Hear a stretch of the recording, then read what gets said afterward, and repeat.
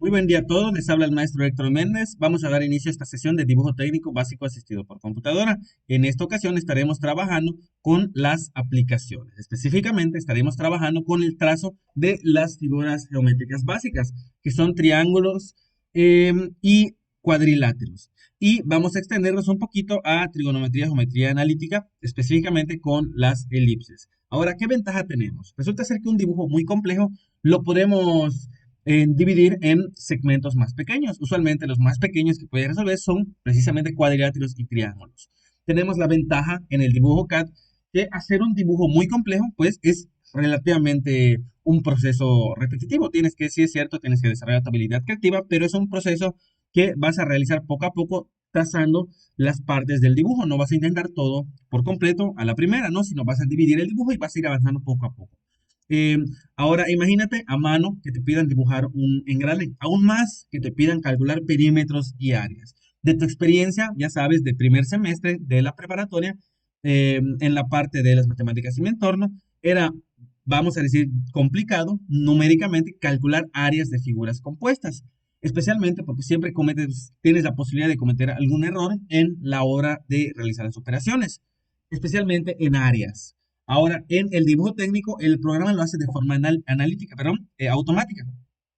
Significa que a pesar de que el dibujo sea muy complejo, lo vas a tener resuelto si puedes dibujar el objeto. Lo que necesites dibujar, si lo puedes dibujar, puedes obtener información a partir de este, ¿sí? Información que nos va a servir más adelante. ¿En qué nos puede servir esta información? Por ejemplo, para calcular costos, masa, peso, ¿sí? Principalmente vamos a ir allá, pero realmente se extiende mucho más allá. Muy bien. Eh, pues vamos a iniciar con el trazado de triángulos, que son las formas más elementales. Ahora, ya platicaba ya, tenemos tres casos de triángulos. Tenemos un triángulo. Siempre necesitas tener tres datos conocidos. Acuérdate de tus clases de geometría. Tres datos. El más sencillo, al menos en términos de trazado, es cuando conoces los tres lados o el criterio LLL. ¿Sí?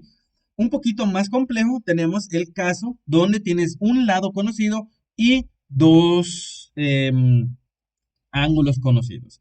Y el caso, vamos a llamarle más complejo, es cuando tienes dos lados conocidos y un ángulo. Ahora, ¿en qué se basa trazar triángulos aquí de forma geométrica? Se basa en que si conoces un lado, tienes que trazar un círculo. La distancia, un segundito, por ejemplo, la distancia a un lado, aquí está el lado, va a ser igual al radio del círculo, ¿sí? Siempre nos vamos a basar de esta forma. Y cuando tengas un lado desconocido, pero conozcas el ángulo, lo vas a trazar con coordenadas eh, polares de forma relativa al punto final de la línea original, pero con la de fijar atención de extenderse un poquito más, ¿sí? Si te extiendes, pues tú sabes la dirección del lado y dependiendo si trazaste un círculo u otro lado, pues vamos a utilizar el comando de recorte, ¿sí? Ahora, cuando tú combines trazar círculos y trazar ángulos en un mismo problema, pues vamos a resolver el caso de el más complejo, que es dos lados conocidos y un ángulo.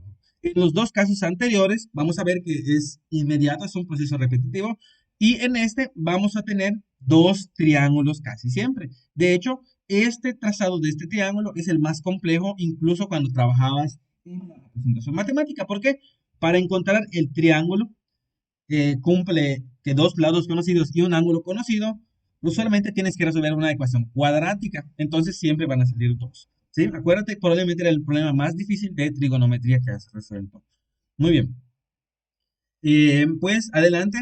También podemos verificar si un triángulo, si los datos de un triángulo que nos dan no forman un triángulo. ¿Sí? Muy bien. Pues vamos a empezar. Primero que nada, vamos a recordar la nomenclatura de un triángulo. ¿Sí? Para un triángulo, los ángulos se escriben con mayúsculas, ahí está A, y el lado opuesto a ese ángulo es el mismo, pero en minúscula. Por ejemplo, este es A mayúscula y este es el lado A.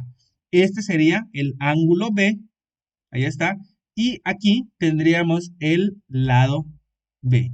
Finalmente, si este es el ángulo C, el lado C está opuesto. Muy bien, vamos a empezar ya que recordamos esta parte de los lados del triángulo, vamos a empezar a trazarlos. Primer caso es el caso donde conocemos los tres lados. Nos dicen traza el triángulo ABC con lados 15, 11 y 6.5. En orden, vean, aquí debe ser 15, aquí debe ser 11 y aquí debe ser 6.5. Pasamos al programa de dibujo, pasamos a AutoCAD y vamos a empezar.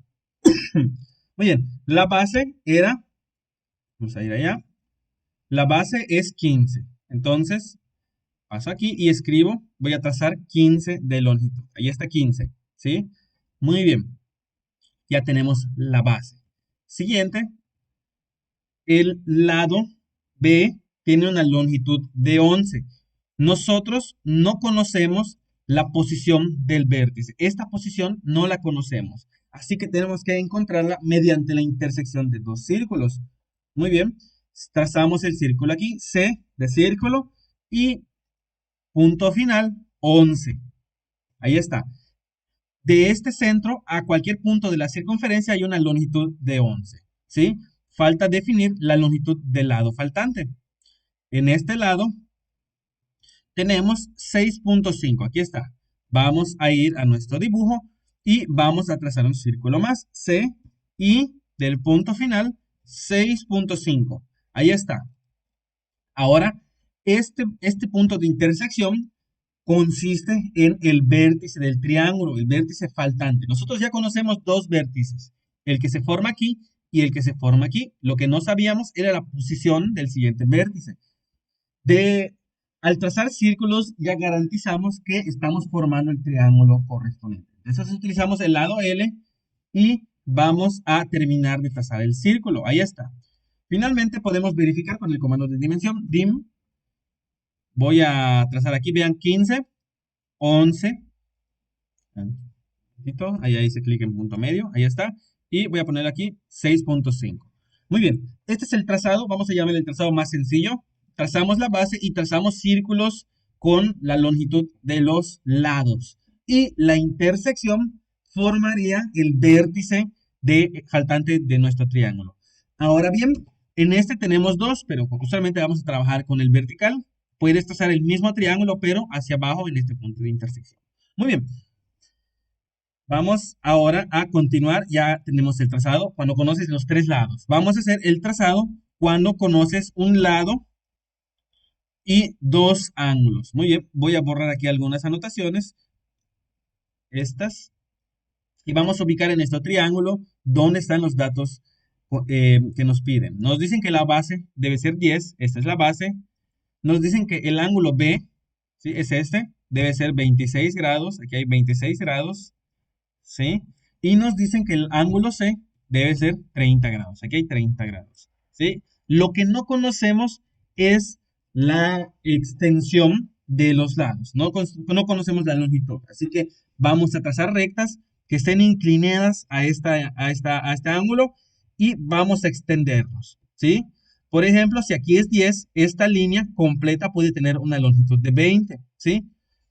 Aquí va a ocurrir lo mismo. Vamos a trazar una línea que se pase, vamos a poner longitud 20 a una inclinación de 30 y vamos a pasarnos. De nuevo podemos poner 20, el doble del lado conocido y muy probablemente pueda funcionar, ¿sí? Vamos a continuar entonces. Muy bien, ahí está. De hecho, aquí voy a borrar nuestras líneas, nuestros trazos auxiliares. Estos son trazos auxiliares. Muy bien, vamos a avanzar. En nuestro caso siguiente tenemos que la base mide 10. Ahí está. Siguiente, el ángulo de este lado mide 26 grados. Entonces voy a pararme aquí y voy a trazar línea, enter, punto final y en coordenadas relativas. Voy a decir 20, la longitud, voy a intentar extenderme de más y con un ángulo de 26 grados. Muy bien. Ángulo de 26. Aquí está el comando en coordenadas polares relativas, 26 grados. Ahí está. Tenemos el primer lado. cumple, esta línea cumple el ángulo, pero no cumple la longitud. Para terminar de trazarlo, vamos a trazar una línea más que cumpla el ángulo, que no cumpla la longitud y recortamos los datos faltantes. Muy bien, ahí está. El lado faltante tiene una longitud, perdón, un ángulo de 30 grados. Sí, ese es el ángulo faltante. Muy bien, pues vamos a NanoCAD y decimos L, vamos a pararnos aquí y fíjense, recuerden que nosotros medimos desde la parte positiva, desde la dirección positiva. Para venir hacia aquí, estamos en 180 grados. Si yo quiero un ángulo por aquí, en esta inclinación, el ángulo que queda en este lado, lo que tengo que hacer es escribir, primero que nada, coordenadas relativas, longitud y ángulo, decimos 180 menos el ángulo que yo quiero lograr, 30. Ahí está. Y tengo trazada la línea. Ahora, el triángulo que busco es el que se forma aquí, el original. Este es el vértice del triángulo que deseo. Simplemente falta recortar estos lados que se extienden. ¿Sí? Voy a verificar, primero que nada, que esté todo correcto. Dim, muestro que la base tiene la longitud que deseo. Muestro el ángulo 30 grados aquí. Muestro el ángulo 26 grados aquí. Muy bien, ya que comprobamos que es correcto, que los ángulos fueron indicados, ahora sí, voy a borrar los trazos auxiliares. Esto que se extendió por este lado es un trazo auxiliar. Comando trim de recortar y borro, perdón, trim, dos veces enter para borrar todos y borro los trazos extendidos. Ahí está. Muy bien. Ahora sí, si me preguntan cuál es la longitud de los lados que se formaron, pues vemos aquí 6.3, 6.03 y voy a extenderme un poquito más. 5.28. 5.28 y 6.03. Muy bien, ahora sí, hemos ya trazado con círculos y con líneas con una inclinación conocida. Vamos a ir al siguiente caso, que es el más complicado, donde combinas ambos. Es decir, cuando conoces dos lados, vamos, en este caso tenemos 10 y 9 y un ángulo, 55. Voy a borrar y vamos a identificar dónde van a quedar nuestros datos, ¿sí? Muy bien, en este triángulo tenemos que la base es 10, aquí hay 10. Nos dicen que el otro lado conocido mide 9, aquí mide 9, y el ángulo C conocido mide aquí 55 grados. Empezamos a trazar. Es 9, muy bien. Aquí estamos. Tenemos que combinar lo anterior. La longitud de aquí es 10, ¿sí? Muy bien, ahí está 10. C y Enter. El lado de este vértice mide 9. Ahí está, este mide 9, este círculo mide 9.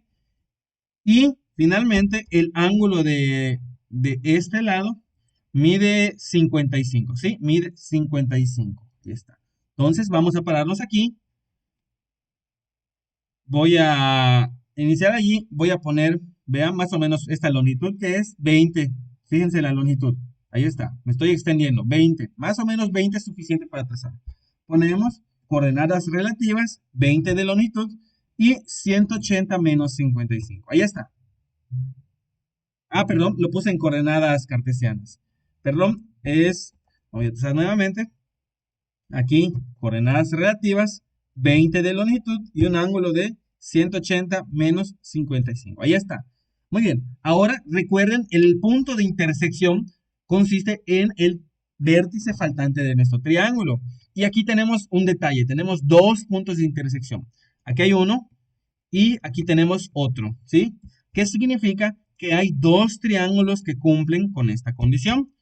¿Sí? El de abajo, ¿sí? Y este de acá arriba. Ahí está. Voy a borrar las líneas auxiliares que van a quedar. Sí, muy bien. Este y el círculo. Muy bien. Y ahora vemos, voy a copiar este triángulo. Copy. Voy a pasarlo al lado. Y van a ver los dos triángulos que faltan. Muy bien. El primer triángulo que cumple con la condición es este. Y el segundo que cumple con la condición es este. Ambos eh, cumplen. A ver, aquí.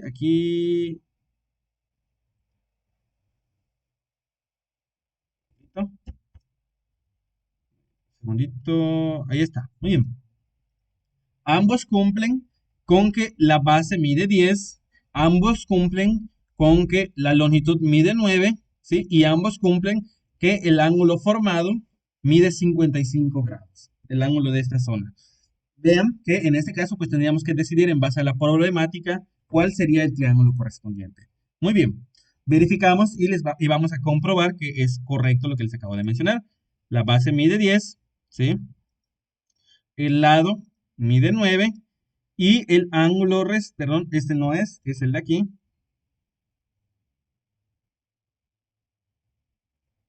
Voy a extender un poquito. Mide 55. Vean, allá mide 55 y aquí mide 55. Efectivamente, las tres dimensiones que buscamos son correctas. Mismas longitudes y mismo ángulo. Muy bien, esos son los casos de triángulos. Les recomiendo que vengan con un poquito de calma y los tracen por su cuenta para que interioricen cómo se trazan, ¿sí? Muy bien. Ahora vamos a pasar con unos detalles más de los triángulos, ¿sí? No vamos a trazar todos ahorita, vamos a hablar de ellos. Muy bien, todo triángulo tiene puntos notables, ¿sí? Primero que nada, pues los vértices, esos básicos para trazarlos, pero tienen diferentes centros. Por ejemplo, está el centro que se forma por trazar las alturas, ¿sí? Que se le llama ortocentro. Las alturas consisten en líneas que van del punto de un vértice y terminan con un ángulo recto, ¿sí? Son alturas. También tenemos el baricentro que consiste en las medianas, es decir, es el punto de intersección de las líneas que empiezan en un vértice y terminan en el punto medio del lado opuesto. También tenemos el circuncentro, que sale de trazar del punto medio de un lado una altura, aquí pero del punto medio. En cambio, en el ortocentro, la altura salía desde el vértice. Aquí sale del punto medio. Y tenemos también el incentro, que es el punto de intersección, que se encuentra de trazar la mediana, ¿sí? Pero, perdón, de la bisectriz de los ángulos. Es decir, el ángulo que se forma aquí, si aquí tienes 30 grados, este vértice, aquí tienes 15 y 15. Ese sería el incentro. Y sirven para trazar circunferencias. Muy bien, vamos a trazar algunos de estos. Vamos a trazar el baricentro, ¿sí? Voy a utilizar uno de los triángulos que ya generamos. Ahí está. Control C, Control V. Muy bien. Ahora, para trazar el baricentro, simplemente partimos de puntos medios, ¿sí? A vértices. Ese es el baricentro. Punto medio al vértice, ¿sí? Punto medio, ¿sí? Al vértice opuesto. Muy bien. Ahora, este punto medio tiene la característica de que si tú recortas una hoja de papel, un cartón o un pedazo de lámina de acero y pones una aguja, voy a trazar aquí una aguja, ¿sí? Allí, esa es una aguja, se quedaría perfectamente balanceado tu triángulo, ¿sí? Es esa característica, es el centro de masa, por eso se llama baricentro, ¿sí? Puedes llegar a intentarlo fácilmente con dibujo técnico. Muy bien. Siguiente que vamos a trazar el ortocentro, que se basa en alturas.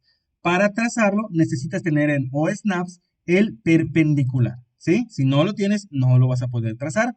Muy bien. Voy a seleccionar otro triángulo de los que ya trazamos. Ahí, un momentito. Ahí está, Control C, Control V. Muy bien. Y en este caso es altura, es decir, aquí está. Y en este caso vamos a ver que no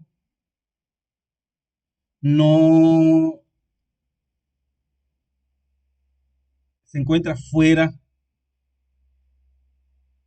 Ahí está. Este es el por extensión y estamos a 90 grados. Se va a encontrar fuera del triángulo el ortocentro. Muy bien, ahí está. Siguiente.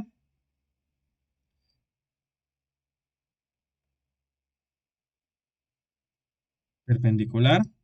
¿Sí? Y siguiente. De este vértice.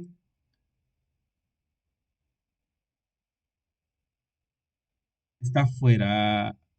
Ahí está. Muy bien. Ahora voy a extenderlas porque no se van a poder trazar. Ahí está fuera del triángulo. Extend. Voy a decir llegar a esta línea y tengo que seleccionar los tres lados. Ahí está. Muy bien. Este correspondería al ortocentro del círculo. Eso es por el tipo de triángulo que teníamos aquí. ¿Sí? Un poquito de mala suerte que haya salido fuera del triángulo. Muy bien. Siguiente, vamos a calcular el incentro. El circuncentro, que se basa en trazar alturas, pero desde los puntos medios. Es decir, voy a trazar un triángulo cualquiera ahorita. Ahí está.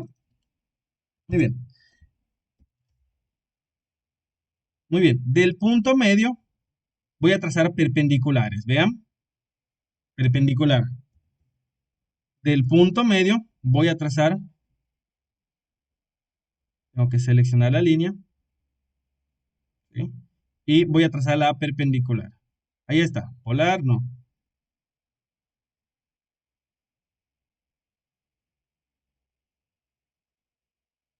No me quiere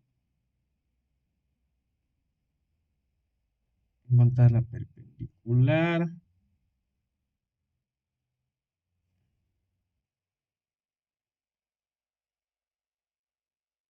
Miren, ahí está ya la perpendicular. Ahí está. Muy bien. Y allá está. Con dos intersecciones que trace es suficiente. Y el circuncentro tiene la característica de que si trazas un círculo, este círculo va a tocar todos los vértices del triángulo. Ese es el circuncentro. Muy bien. Esos son los trazos básicos de triángulos. Ahora vamos a avanzar y vamos a ver qué pasa con los cuadriláteros. Los cuadriláteros podemos trazarlo de varias formas, ¿sí? La forma más común es si conoces la longitud de los cuatro lados y además la longitud de las diagonales. ¿Y cómo lo vas a trazar? Pues es como trazar dos triángulos, uno junto al otro, ¿sí? Este caso, les voy a comentar, es el que se utiliza en arquitectura e ingeniería para trazar cuadriláteros. ¿Por qué? Porque en la vida real, medir ángulos, pues es una situación imprecisa, ¿verdad?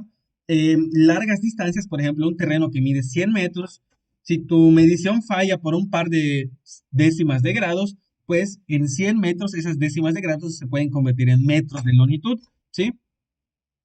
En cambio, cuando mides con longitudes, es mucho más fácil mantener la precisión de tu trabajo, ¿sí? Para trazar un cuadrilátero necesitas en general 6 datos, ¿sí? Y la forma más sencilla es 4 lados y 2 diagonales. Muy bien, pues vamos a trazar este caso, que es un cuadrilátero común y corriente. Pero este es particular, vamos a ver. Mandé a un estudiante a que me mida las dimensiones del campo de softball de la prepa, que se encuentra al fondo, ¿sí? Al lado de la cancha junto a la cafetería, ¿sí? Es el campo de softball donde hay pasto. Muy bien, y estas son las dimensiones que me reportó. Vamos a trazarlo. Vemos que tenemos 68 aquí, 46, 69, 71, 81 y 98. Vamos a iniciar el trazo. Ahora, acuérdense, si conocemos longitudes, la forma de trazarlo es con círculos. Si conoces ángulos, la forma de trazarlo es con líneas. Vamos a empezar. Muy bien. Aquí tenemos la base 71. Lo voy a poner un poquito más para acá. De hecho, ya es mucho más grande que eso. Voy a poner, y aquí tenemos 71. Esa es la base. Ahí está. 71. Siguiente. La altura es 68. Siempre vamos a trabajar en triángulos, ¿sí? ¿Qué triángulo va a ser el inicial? Va a ser este que se forma en este lado. Este va a ser el triángulo inicial, ¿sí? 68.8, no conozco el ángulo, así que tiene que ser con un círculo. 68.8. C. Voy aquí y digo 68.8. Ahí está. Y en algún punto de la circunferencia se va a encontrar este vértice. Falta encontrar esta longitud, falta trazar el círculo de 98.1. Venimos y desde este vértice decimos 69, a ver, 60 y... Uy, un momentito. 98.1. Sí, un momentito. Círculo. 98.1. Ahí está. Y este punto de intersección corresponde al siguiente vértice del cuadrilátero. Ahí está. Este es el siguiente vértice. Ahora sí, puedo borrar estos dos círculos que me sirvieron para trazar de manera auxiliar. Ahí está, ya los borré. ¿Sí? Siguiente, vamos a trazar el siguiente triángulo. ¿Sí? Un momentito. ¿Sí? Ya tenemos este vértice, así que para encontrar este, vamos a trazar la longitud de 81 y la de 46.1. ¿Sí? Entonces venimos y desde este vértice era 81, 81, ahí está. Y de este vértice, el lado de aquí es 46.1. ¿Sí? Muy bien. Círculo 46.1. Ya lo tracé. De igual manera puedo comprobar. Vean que aquí tengo 69.6. ¿Sí? Puedo venir y desde aquí decir 69.6. Ahí está. Y vean, coinciden en el mismo lugar. Ahorita finalmente cerramos el cuadrilátero. Ahí está, intersección. Y cerramos. Muy bien. Finalmente elimino todos mis trazos auxiliares. Aquí. Y esto corresponde al campo de softball de la prepa 1 en la parte de atrás. Vean, ya está completamente trazado. Muy bien. Eso es y corresponde a todas las complejidades de dibujar un cuadrilátero cuando conoces sus lados y sus diagonales. ¿Sí? De nuevo, es lo más común que van a encontrar a la hora de trazar cuadriláteros. Es mucho menos común encontrar ángulos. De nuevo, por la imprecisión en las distancias. Muy bien. Ahora, geometría analítica. Ya ustedes ya vieron que tenemos la herramienta elipse. Nosotros nos vamos a acordar que para una elipse tenemos tres dimensiones importantes. La altura, el eje menor, el semieje menor, B, es la longitud más pequeña de la elipse. El semieje mayor, A, que es el ancho más grande de la elipse. Y la distancia focal, aquí es F. La distancia focal nos sirve para que en la vida real tracemos elipses. Tenemos dos distancias focales, simplemente pones unas estacas allí y con una cuerda, una soga, vienes,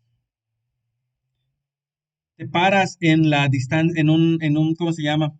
En un vértice de la elipse y tensas la soga para que no quede holgura. Y simplemente vas caminando con la soga, manteniendo la tensa y eventualmente vas a trazar la elipse. Y esto tiene mucha importancia, ¿sí? Nos sirve para trazar cosas en la vida real, para trazar elipses. Ahora, ¿cómo vamos a trazar la elipse?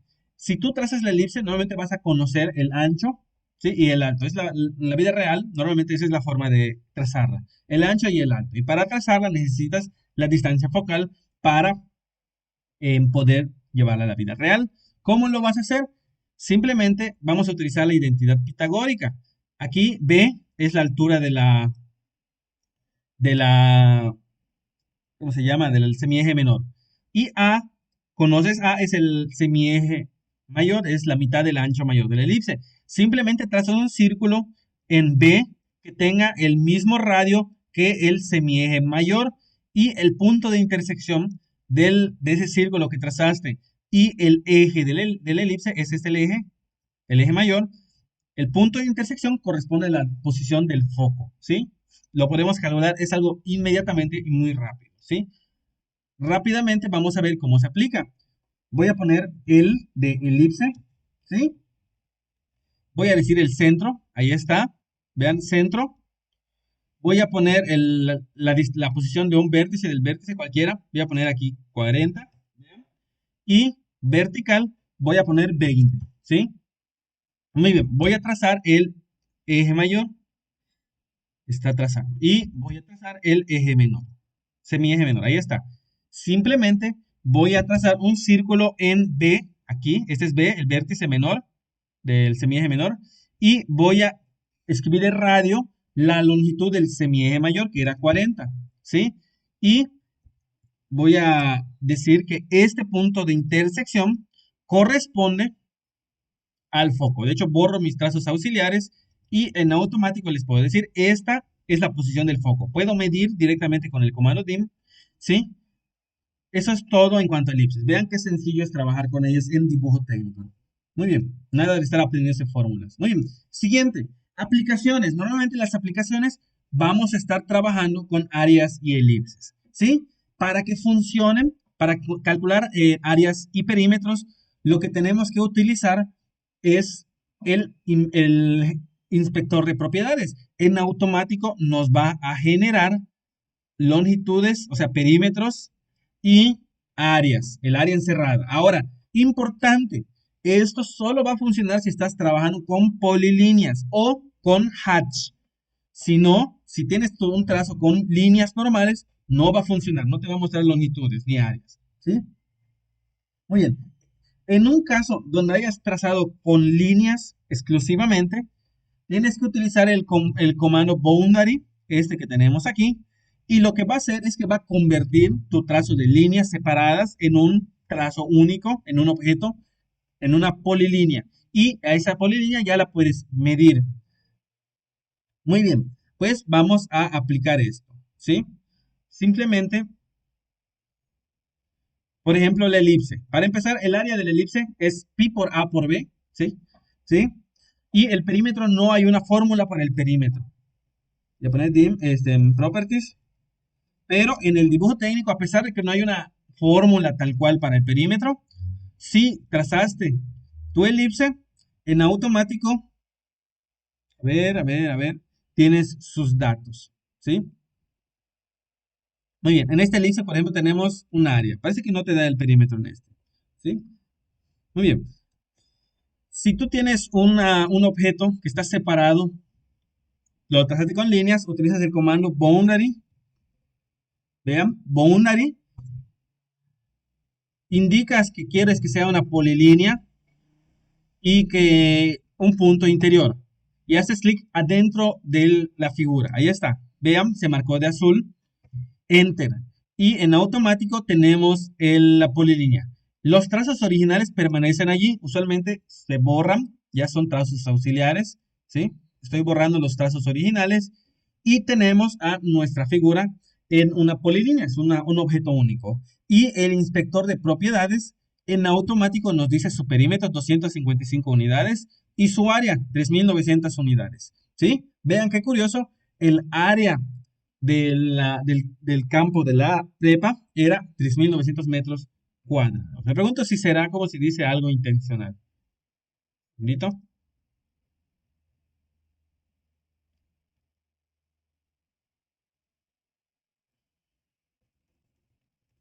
Muy bien. Continuamos. Ahora sí, vamos a ya aplicar eso. Eh, Vamos a tener un problema de triángulo, ¿sí? Un dron se encuentra volando entre dos cerros. La distancia entre ambos es de 1200 metros. Y desde donde está volando el dron, está volando a una altura desconocida. Voy a trazar aquí. Tiene aquí y tiene 1200 metros, ¿sí? Y desde la posición del dron, el cerro más cercano, vamos a decir que este es el más cercano, se ve con un ángulo de depresión de 42. Es decir, si tú mires aquí, este ángulo es 42. O lo que es lo mismo, por líneas paralelas, ¿sí? Aquí tenemos 42. Esto es de secundaria, por cierto. Muy bien. Siguiente. Nos dice que el cerro más lejano lo vas a ver a 9.37 grados en ángulo de depresión. Es decir, aquí está el otro cerro. Y aquí lo vas a ver con 9.37 grados. O lo que es lo mismo, aquí hay 9.37 grados. Muy bien, ya trazamos el triángulo formado. Siguiente, ¿a qué altura se encuentra y cuál es la distancia del dron a cada cerro? Simplemente vamos a trazarlo. Si se dan cuenta, es el primer triángulo que vimos, perdón, el segundo triángulo, un lado conocido y dos ángulos. Muy bien, pues procedemos a trazarlo.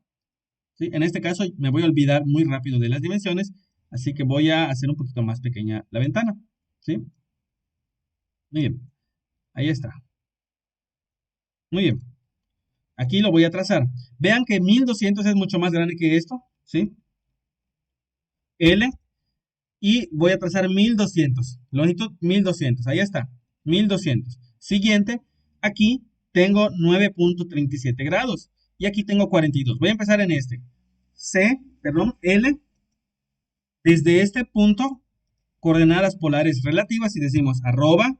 No conozco el lado, la longitud, pero vean que aquí es 1200, es normalmente poner el doble de esa longitud es correcto, es muy, muy posible. 1200 por 2, ¿sí? Vean, ángulo de 42 grados. Ahí está. Vamos a trazar el siguiente, línea, el siguiente, y ahora sí. Vean, coordenadas relativas, 1200 por 2, con un ángulo de 180 menos 9. .37, ¿sí? Y allí está el punto, es decir, este punto de intersección es la posición del dron. Simplemente borro las líneas auxiliares, trim, dos veces enter y borro los trazos sobrantes. Y ahora sí, puedo decir ya directamente las cosas que me piden. Por ejemplo, voy a trazar aquí una línea y vamos a calcular la altura del dron, ¿sí? Vean, el dron vuela a 167.34 metros de altura, ¿sí? Al primer cerro, dim, simplemente me paro. Al primer cerro se encuentra a 250 metros de longitud del primer cerro, ¿sí? Y del segundo cerro, ahí está mal, fue trazado vertical, ¿sí? Y al segundo cerro, borrarlo, muy bien, dim, la línea. Y al segundo cerro, ¿dónde está la anotación? Ahí está. Se encuentra a 1027.85 metros del segundo cerro, del cerro lejano, ¿sí? Muy bien, eso es todo en trigonometría. Prácticamente solo se te va a pedir en trigonometría longitudes y áreas. Y eso es en automático en NanoCAD. Muy bien, ya está. Hicimos un problema de triángulos. Vamos a continuar. Cuadriláteros. ¿Cuál es el área de la prepa? Ya se los mostré. Utilizamos el comando boundary para convertir el trazo en una polilínea y en automático la longitud es 3900, perdón, el área del campo de la prepa es 3900 metros cuadrados y la longitud del perímetro es 255 metros. 255.45 metros. Esa es la longitud del perímetro del campo de softball de la prepa 1. ¿Sí? Muy bien. Y finalmente, un problema con elipses. Vamos a construir una piscina que mide 10 metros de ancho, 8 metros de alto y queremos que tenga forma de elipse. Pregunta dónde están los focos y cuál es el área del elipse. ¿Sí? Entonces, un momentito, ahí está. Voy a acercarme aquí. Sencillito. Ponemos el comando el de elipse. ¿Sí? Voy a decir que el centro, ahí está, centro. Ahora, semieje mayor si mide 10 de ancho, el semieje mayor es 5. Si mide 8 de alto, el semieje menor es 4. Ahí está.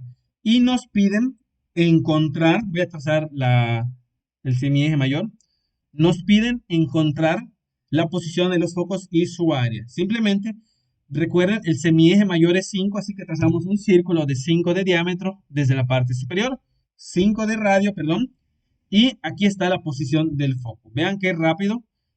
Mide 3 metros la distancia focal. Aquí pueden ver, por cierto. Mide 3 metros la distancia focal. ¿Sí? Curioso. ¿Sí? Y de área, selecciono la piscina y vean aquí abajo, 62.83 metros cuadrados de área. Ahora, la importancia de conocer los focos, vean que ya en automático tengo el foco de aquí y aquí, que si quisiera trazar esa elipse en la vida real, pongo un stack aquí y trazo con una cuerda, ¿sí? Me paro en el punto del vértice, estiro la cuerda para que esté tenso en ese momento y camino manteniendo tensa la cuerda y en automático trazas la elipse, ¿sí? Esa es la importancia de conocer los focos. Muy bien, ya vimos todas las aplicaciones posibles, bueno, una serie de aplicaciones básicas, ¿sí? Las siguientes aplicaciones van a implicar manipular costos, ¿sí? Y algunas aplicaciones de física, ¿sí? Nos vemos para la siguiente y muchas gracias por su atención. Hasta la próxima.